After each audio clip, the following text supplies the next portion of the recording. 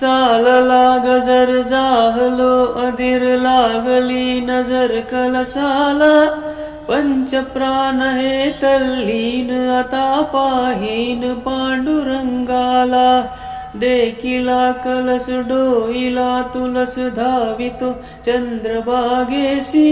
समीपही दिसे पंढरी याच मंदिरी माऊली माझी मुखदर्शन व्हावे आता तू सकल जगाचा त्राता